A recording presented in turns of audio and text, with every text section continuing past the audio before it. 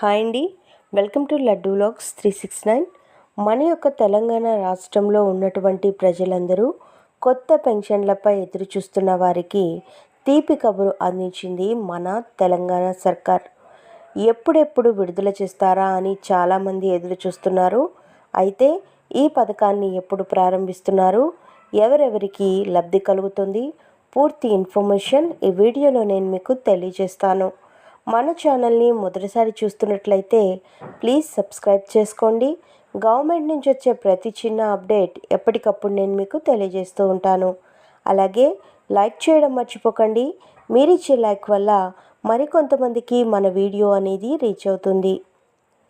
రాష్ట్రంలో కొత్త పెన్షన్ల కోసం సుదీర్ఘకాలంగా వేచి చూస్తున్న నిరుపేదలకు తెలంగాణ ప్రభుత్వం శుభవార్త చెప్పింది.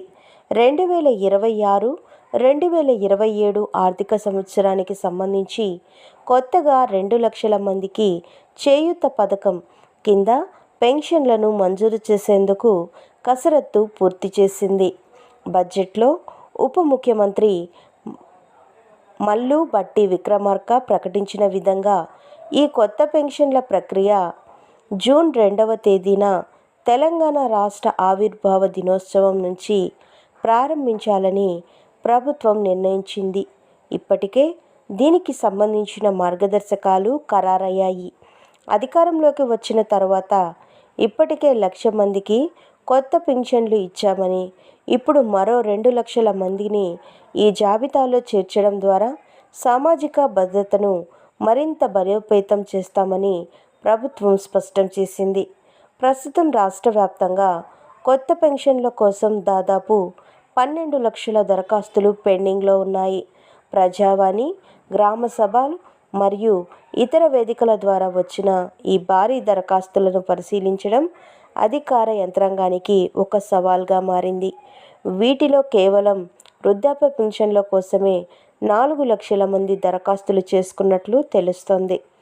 ప్రభుత్వం నిర్ణయించిన 2 లక్షల కోటా కోసం ఇప్పుడు జిల్లాల వారీగా దరఖాస్తులు వడపోత కార్యక్రమం ప్రారంభమైంది. ప్రభుత్వ నిబంధనల ప్రకారం అత్యంత అర్హులైన వారిని గుర్తించేందుకు క్షేత్రస్థాయిలో విచారణ జరుపుతున్నారు. కేవలం అర్హత ఉన్నవారికే లబ్ధి చేకూరాలని, ఎక్కడా రాజకీయ జోక్యం లేకుండా పారదర్శకంగా ఎంపిక ప్రక్రియ జరగాలని ఉన్నతాధికారులకు ఆదేశాలు జారీ అయ్యాయి. పింఛన్ల తొలగింపుపై వస్తున్న విమర్శలపై ప్రభుత్వం అసెంబ్లీ వేదికగా క్లారిటీ ఇచ్చింది. అర్హులైన ఎవరిని పింఛన్ తొలగించడం లేదని, కేవలం మరణించిన వారు మరియు నిబంధనలను విరుద్ధంగా పింఛన్ పొందుతున్న అనర్హులను మాత్రమే జాబితా నుంచి తొలగిస్తున్నట్లు వివరించారు. ఇలా తొలగించిన స్థానాల్లో కూడా కొత్త వారికి అవకాశం కల్పించేలా ప్రణాళికలు సిద్ధం చేసింది. బడ్జెట్లో ఇప్పటికే ఈ పథకానికి అవసరమైన నిధులను కేటాయించడంతో ఆర్థికంగా ఎటువంటి ఇబ్బందులు లేకుండా ప్రతి నెల లబ్ధిదారుల ఖాతాల్లో నగదు జమ చేయనున్నారు. ఈ నిర్ణయం వల్ల రాష్ట్రంలోని లక్షలాది వృద్ధులు, వితంతువులు మరియు దివ్యాంగుల కుటుంబాల్లో కొత్త వెలుగులు నిండనున్నాయి. సో చూశారు కదా, మన యొక్క తెలంగాణ రాష్ట్ర ప్రభుత్వం ఈ యొక్క కొత్త పెన్షన్ల కోసం గ్రీన్ సిగ్నల్ అయితే ఇచ్చింది. అయితే 2026-2027 బడ్జెట్కి సంబంధించి మన యొక్క ప్రభుత్వం కొత్తగా 2 లక్షల మందికి చేయూత పెన్షన్లు ఇవ్వాలని నిర్ణయం తీసుకున్నట్లుగా తెలుస్తోంది. మనకు ఈ యొక్క కొత్త పెన్షన్ల ప్రక్రియ జూన్ 2వ తేదీన తెలంగాణ రాష్ట్ర ఆవిర్భావ దినోత్సవం రోజున ప్రారంభించాలని నిర్ణయించినట్లుగా తెలుస్తుంది. అయితే ఈ పథకానికి సంబంధించిన మార్గదర్శకాలు కూడా ఖరారు చేశారు. ఇప్పటికే 1,00,000 మందికి కొత్త పెన్షన్లు ఇచ్చామని ప్రభుత్వం చెప్పారు. మరో 2 లక్షల మందికి సామాజిక భద్రతా పెన్షన్లు ఇవ్వాలని నిర్ణయం తీసుకున్నట్లుగా తెలుస్తోంది. సో మనకు దాదాపుగా చూసుకున్నట్లయితే ప్రజావాణి, గ్రామ సభలు మరియు ఇతర వేదికల ద్వారా దాదాపు 12 లక్షల దరఖాస్తులు అయితే వచ్చినట్లుగా తెలుస్తుంది. ఆ దరఖాస్తుల్లో 4 లక్షల మంది వృద్ధాప్య పెన్షన్లు దరఖాస్తు చేసుకున్నట్లుగా తెలుస్తోంది. సో మన యొక్క తెలంగాణ రాష్ట్ర వ్యాప్తంగా 2 లక్షల పెన్షన్లు మాత్రమే విడుదల చేస్తున్నారు కాబట్టి ఇందులోనే వృద్ధులు, వితంతువులు మరియు దివ్యాంగులు కూడా ఉన్నట్లుగా తెలుస్తుంది. సో వీరికి అప్లై చేసుకోవడానికి చాలా ఎక్కువ కాంపిటీషన్ అయితే ఉంటుంది. సో ఎవరైనా అప్లై చేసుకోవాలి అనుకున్న వాళ్ళు డాక్యుమెంట్స్ అయితే రెడీ చేసి పెట్టుకున్నట్లయితే మీరు త్వరపడి అప్లికేషన్స్ అనేది పెట్టుకోవచ్చు.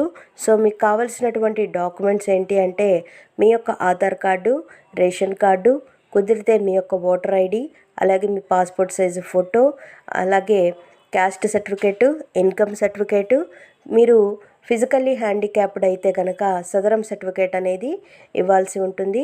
ఈ డాక్యుమెంట్స్ అన్నీ కూడా జిరాక్స్లు తీసి పెట్టుకున్నట్లయితే మీకు దరఖాస్తు చేసుకోవడానికి ఈజీగా ఉంటుంది. సో ఇప్పుడు నేను చెప్పినటువంటి ఈ యొక్క సర్టిఫికేట్స్ అనేవి క్యాస్ట్ మరియు ఇన్కమ్ అనేది లేటెస్ట్ అయి ఉండాలి. సో గడిచిపోయినటువంటి ఇయర్వి కాకుండా లేటెస్ట్గా మీరు చేసి పెట్టుకున్నట్లయితే మీకు యూజ్ అవుతాయి. సో ఎవరు కూడా ఇబ్బందులకు గురవకుండా ముందుగా రెడీ చేసి పెట్టుకున్నట్లయితే మీకు యూస్ఫుల్గా ఉంటుంది. సో ఫ్రెండ్స్, చూశారు కదా, ఇదండి మనకు వచ్చినటువంటి లేటెస్ట్ అప్డేట్. మరిన్ని వివరాల కోసం, అప్డేట్స్ కోసం మన లడ్డు వ్లాగ్స్ 369 ఛానల్ని సబ్స్క్రైబ్ చేసుకోండి. Thank you for watching friends. Thank you.